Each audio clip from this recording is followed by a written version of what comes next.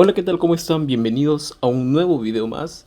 Vamos a hablar acerca de la anatomía del estómago. Vamos a ver su configuración externa, su configuración interna, relaciones, irrigación, inervación, drenaje venoso y sus porciones, bordes, etc. Entonces vamos a empezar hablando del estómago. El estómago es un órgano muscular esquelético que actúa como reservorio. Tengamos clara esa idea. Este órgano va a permitir la conexión del esófago con la primera porción del intestino delgado, que viene a ser el duodeno. Cuando hablamos de topografía abdominal, hablamos de epigastrio, mesogastrio, hipogastrio, hipocondrio izquierdo, hipocondrio derecho, flancos izquierdo-derecho, fosa ilíaca izquierda-derecha. En el estómago, este va a ocupar todo el hipocondrio izquierdo, esta zona, y la mayor parte del epigastrio. Y cuando hablamos de las partes del epigastrio, decimos que el cardia, su orificio de entrada, y el píloro, su orificio de salida. Ahora, como vemos acá, está debajo de un músculo. Todo un músculo lo abarca, que es el músculo diafragma. Este músculo de acá es el músculo diafragma. Entonces, el estómago va a estar en un espacio debajo del diafragma. ¿Y cómo le podemos llamar a esto? Receso sub, porque está abajo, frénico en relación al diafragma. Entonces, el estómago se encuentra en el receso subfrénico izquierdo. Ahora sí, vamos a hablar acerca de su configuración externa. Cuando nosotros hablamos de la configuración externa del estómago, pues vamos a mencionar que este va a presentar una porción vertical, una porción horizontal, va a presentar dos bordes, ¿no? Que van a ser las curvaturas, también llamadas curvaturas, acá, ¿no? Los dos bordes o curvaturas, que viene a ser la curvatura menor, y por este otro lado viene a ser la curvatura mayor, y pues también va a presentar dos orificios, el cardias y el píloro. Entonces, vamos a hablar acerca de la porción vertical. La porción vertical del estómago, mencionando de arriba hacia abajo, vamos a encontrar al fundus gástrico. ¿Y cuál sería el fundus gástrico? A ver, vamos a tener esta imagen y vamos a hacer este trazo. Esta zona de acá que estoy señalando vendría a ser el fundus gástrico. Vamos a ponerle acá fundus gástrico, FG. El fundus gástrico. A este fundus gástrico, que también se le considera la tuberosidad mayor, va a ser conocida como una cámara de gases, una bolsa de aire. Vamos a ver también por este lado el cuerpo gástrico. ¿Dónde lo podemos ubicar? De este lado de acá, la incisura angular, que lo vamos a ver después. Vamos a hacer este trazo. Ya, esta zona de acá se le va a llamar o se va a conocer como el cuerpo gástrico o cuerpo del estómago. Y pues una tuberosidad menor, ¿no? Ahora sí, o extremidad inferior. Vamos a empezar hablando del fundus gástrico, del fundus, también conocido como bolsa de aire o cámara de gases. Este es considerado una tuberosidad mayor. Ahora, como vemos acá, va a ser convexo hacia arriba. Este fundus es convexo hacia arriba. Ahora, otra característica acerca del fundus viene a ser la parte más alta, ¿no? Y la más ancha del estómago. Viene a ser la parte más alta y más ancha del estómago. Ahora, el fundus gástrico va a tener una porción elevada que va a estar por este lado. Presenta una porción elevada. ¿Y qué viene a ser? ¿Cómo se llama esta porción elevada? A esta porción elevada se le va a llamar el fornix gástrico, o también llamado polo superior. Ahí está. Ahora, vamos a hablar acerca del cuerpo gástrico. Este cuerpo gástrico, saquemos la forma, es una forma cilíndrica, ¿no? Y va a estar aplastado de adelante hacia atrás. Va a tener un aplastamiento de adelante hacia atrás. Ahora, mencionamos una extremidad inferior o una tuberosidad menor. ¿Qué es lo que va a hacer esta tuberosidad inferior? Va a comunicar hacia el lado derecho con la porción horizontal, ¿no? Que ya vamos a ver quién abarca la porción horizontal. La porción horizontal es también llamada la porción pilórica, pero ya vamos a ver más adelante. Entonces, sigamos identificando acá, ¿no? Sigamos identificando al estómago. Hablábamos de un orificio de entrada, de un cardias. Entonces, vamos a ver acá, vamos a dibujar acá a este nivel. Vamos a tener la porción, este nivel o este lado, es conocido como la porción cardíaca del estómago. Esta zona es conocida como la porción cardíaca del estómago. Ahora, entre el borde izquierdo del esófago abdominal, ¿no? Acá vamos a poner otro color. Entre el borde izquierdo del esófago abdominal y el inicio de la curvatura mayor va a haber una escotadura. ¿Cómo se le va a llamar escotadura? A esta escotadura se le va a considerar como la escotadura cardíaca, que se conoce también como ángulo de His. ¿Cómo se forma el ángulo de His o escotadura cardíaca? Pues se va a formar por el borde izquierdo del esófago, su porción abdominal y la curvatura mayor.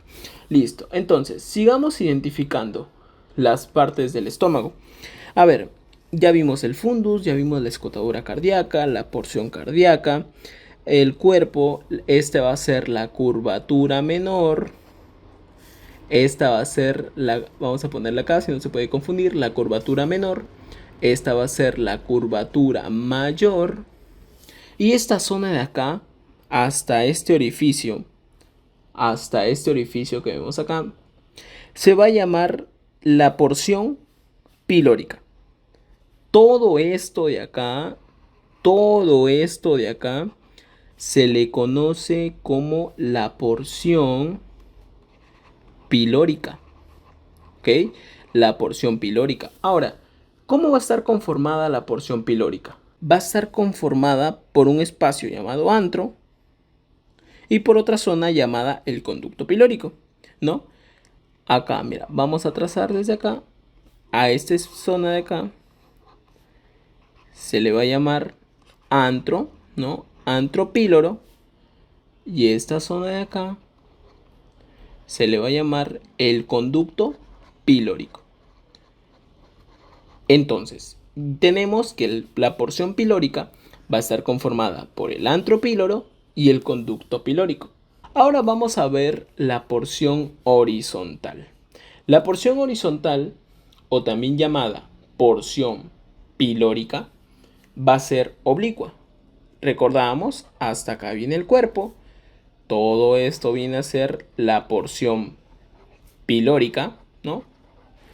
Que se divide en un antropíloro y en un, acá trazamos, y acá en un conducto pilórico, ¿no? Viene a ser oblicua hacia arriba, mira, hacia arriba y hacia la derecha, ¿ok? Hacia arriba y hacia la derecha. Ahora, ¿cómo podemos ubicar la porción pilórica?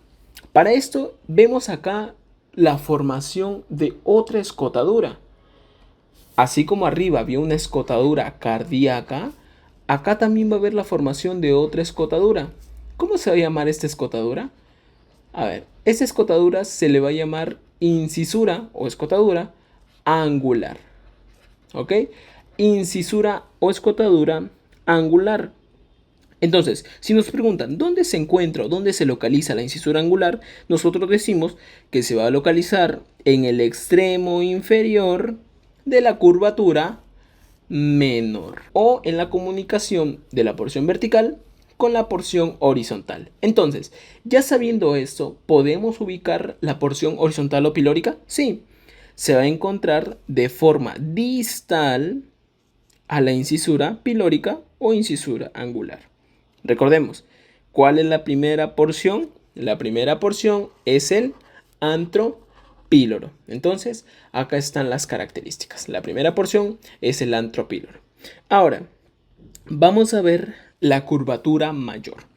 Cuando hablamos de la curvatura mayor, observamos que esta curvatura se va a iniciar desde el borde superior del cardias. Acá, mira. Se va a iniciar desde el borde superior del cardias. Acá tenemos a la curvatura mayor. Mira, se inicia en el borde superior del cardias. ¿Y hasta dónde va? Hasta el borde inferior del píloro. Muy bien, hasta el borde inferior del píloro. Ahora, forma con el borde izquierdo, mencionamos, ¿no? Forma con el borde izquierdo del esófago abdominal el ángulo de His, o también llamada escotadura cardíaca. Ahora, vamos a ver la curvatura menor. Esta curvatura menor se extiende desde el cardias, de igual manera, ¿no? Se extiende desde el cardias hasta el píloro. Una característica de esta curvatura es que es más gruesa que la curvatura mayor y va a presentar dos vertientes, una vertiente anterior y una vertiente posterior, ¿no?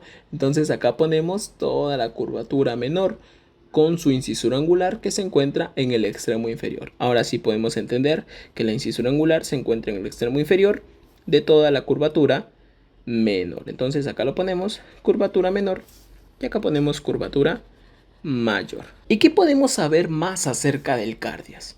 Solamente lo hemos mencionado, pero este cardias es muy importante saber que no se encuentra marcado por ningún relieve muscular. Entonces no es correcto decir que el cardias es un esfínter, porque no está marcado por ningún relieve muscular. Esto es muy importante. Ahora, el cardias va a tener sus relaciones, ¿no? Por ejemplo, anterior se va a relacionar con el nervio vago, ¿no? El nervio vago izquierdo y con el lóbulo izquierdo del hígado. Este órgano de acá es el hígado que está levantado con una pinza, observamos, ¿no? El lóbulo izquierdo, este es derecho, derecho, izquierdo. Se relaciona anteriormente con el lóbulo izquierdo del hígado y con el par craneal 10, el vago izquierdo. Posteriormente, ¿con quién va a ser? Con el par craneal 10, pero ya derecho. Hablamos de la porción derecho. Hablamos ya de la relación posterior, ¿no? El par craneal 10 derecho con el hiato aórtico, que va a ser el agujero del diafragma por donde va a pasar la arteria aorta, y pues la propia arteria aorta, ¿no? Ahora, su relación izquierda, pues el izquierda se va a relacionar acá, mira, izquierda se va a relacionar con el fundus gástrico y pues por el lado derecho con el lóbulo caudado, que va a ser por la impresión de la vesícula, ¿no? El lóbulo caudado del hígado y pues con el epiplón menor. Esto de acá, que vemos acá, esto de acá, viene a ser el epiplón menor, que más adelante lo vamos a conversar un poco más acerca de este epiplón. En referencia al píloro, este va a ser marcado por el esfínter pilórico, ¿no? Que es un anillo de músculo liso, que va a ser clave para el reflejo enterogástrico que interviene en el vaciamiento gástrico, ¿no? Ahora, este píloro anteriormente va a estar relacionada con la pared abdominal anterior. Recordemos que hay una pared abdominal anterior y una pared abdominal posterior, ¿no? De toda esa cavidad abdominal.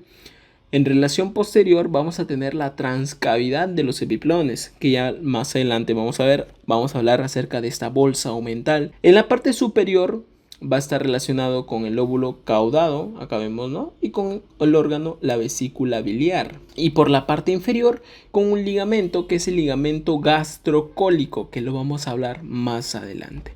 Entonces, ya tenemos las características vitales, principales de la configuración externa del estómago. Tenemos esta imagen para poder hablar acerca de la configuración interna del estómago. Vamos a ver que la mucosa gástrica, la mucosa del estómago, se caracteriza por presentar pliegues. Estos pliegues que vemos acá, estos pliegues ya es parte de la mucosa, ¿no? De la mucosa del estómago. Ahora, en la mucosa del cardias, del orificio superior, va a haber una válvula. Esa válvula se le llama la válvula de Gubarov. Es un pliegue de mucosa que se va a oponer al reflujo, al famoso reflujo gastroesofágico, ¿no? Que se trae consigo una enfermedad, que es el ERGE, la enfermedad del reflujo gastroesofágico. La pared gástrica comprende 4 capas. Vamos a hablarlo desde superficial, o sea, desde la parte más externa hasta la parte más profunda o interna.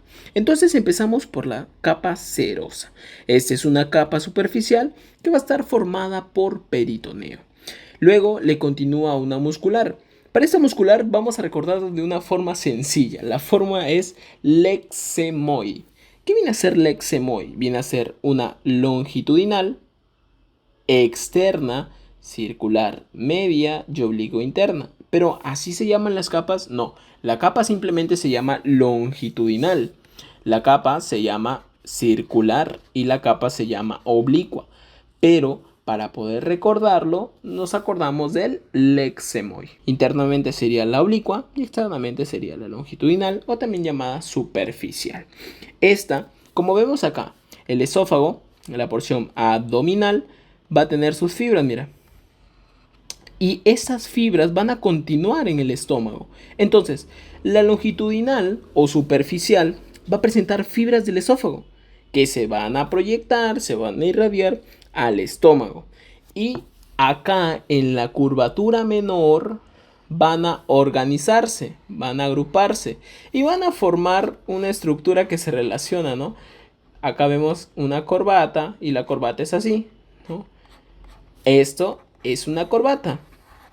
Ahora, ¿por qué estoy poniendo esto?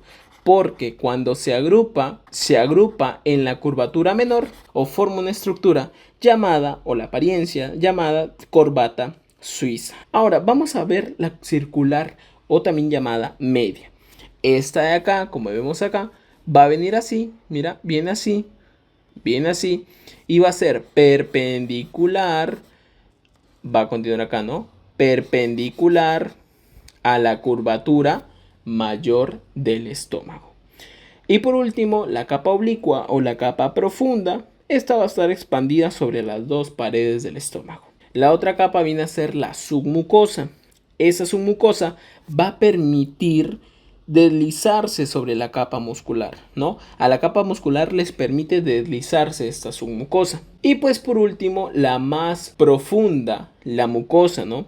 Que va a presentar los pliegues longitudinales, pero si vemos esos pliegues longitudinales se van a detener acá en el píloro, porque el duodeno ya no va a presentar los pliegues longitudinales. Entonces estas vienen a ser las 4 capas de la configuración interna del estómago. Acá en la parte de la mucosa pues van a encontrarse la secreción glandular, ¿no?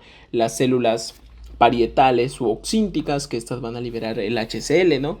Acá tenemos a las células parietales, que estos van a secretar el ácido clorhídrico, bueno, el HCl, con el FIC, el factor intrínseco de Castle, que este tiene que ver y este se relaciona con la activación del complejo B, bueno, la vitamina B12, ¿no? Y tenemos también a las células principales. Estas células principales, o también llamadas simógenas, ¿qué es lo que van a secretar? Van a secretar la pepsina, ¿no? O bueno, el pepsinógeno que va a ser activado y pues va a dar la pepsina. Es activado por el HCl, recordemos. Y también otras células que van a secretar mucus, ¿no? Pero estas dos son las principales. Vamos a ver que va a haber una secreción ácida y una secreción alcalina. La secreción ácida se va a dar fundamentalmente en el fundus y en el cuerpo. Y la secreción alcalina en el antro y en el canal pilórico. Recordemos que todo esto va a formar la porción pilórica del estómago. Vamos a hablar del peritoneo gástrico.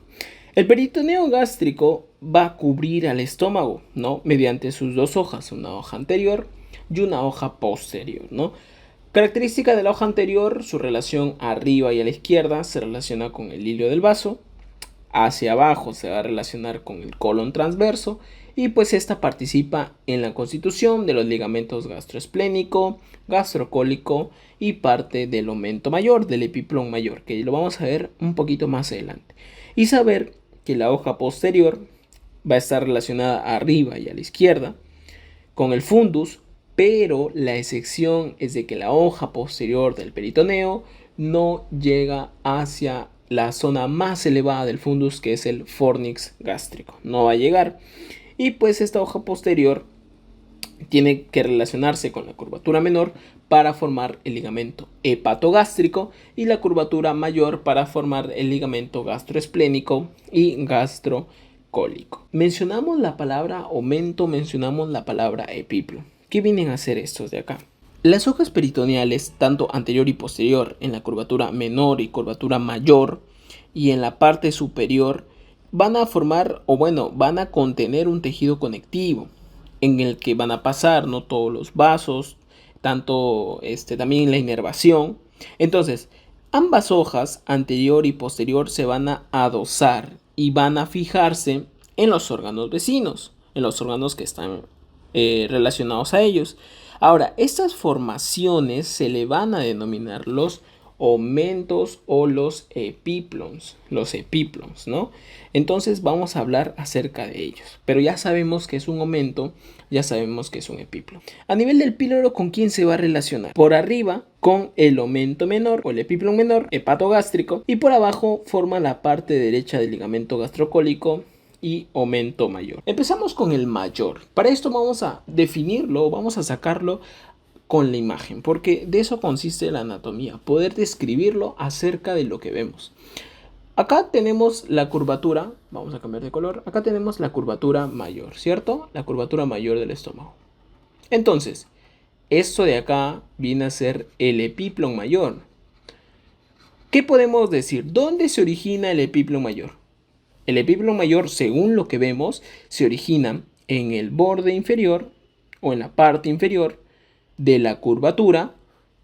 Esta es la curvatura mayor. Entonces se origina en la parte inferior de la curvatura mayor del estómago. Y pues acá no se logra apreciar muy bien, pero también en el borde inferior de la porción superior del duodeno. Si este epiplon lo levantamos, mira, lo levantamos el epiplon, este sigue siendo el epiplon mayor. Ahí está, el origen. Parte inferior de la curvatura mayor y el borde inferior, mira, el borde inferior de la parte superior del duodeno. Entonces, ese viene a ser su origen. Ahora, ¿qué pasa con el epiplon menor? El epiplon menor va a estar entre la curvatura menor del estómago y el espacio porta hepático, en el cual se encuentra el hilo hepático, ¿no? Va a estar ubicado en la cara visceral del hígado y va a formar la pared anterior del vestíbulo de la bolsa mental, o también llamada transcavidad de los epiplones. Acá vemos al omento menor, ¿no? Esto de acá que lo mencionamos en un inicio, el epiplon menor va a estar entre la curvatura menor del estómago y el espacio porta, ¿no? Por acá está, ¿no? Y pues va a estar ubicado en la cara visceral del hígado y va a formar la pared anterior del vestíbulo de la bolsa mental. Entonces todo lo escribimos acerca de las imágenes. Es importante también conocer acerca del ligamento gastroesplénico o gastrolinal. Para esto nos vamos a guiar de esa imagen. ¿Dónde se encuentra el ligamento gastroesplénico? Acá está el ligamento gastroesplénico, ¿no? Gastroestómago, esplénico, vaso. Entonces acá se encuentra el ligamento gastroesplénico. Este ligamento, en su espesor, va a tener a las arterias gastromentales o gastroepiploicas y pues a los vasos cortos, las arterias cortas que vienen por parte de la arteria esplénica, ¿no?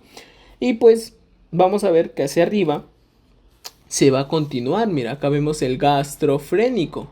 Este ligamento gastroesplénico hacia arriba se relaciona con el ligamento gastrofrénico. Entonces ya conocemos algo más acerca del ligamento gastroesplénico. También va a haber otro ligamento muy importante, que es el ligamento gastrocólico.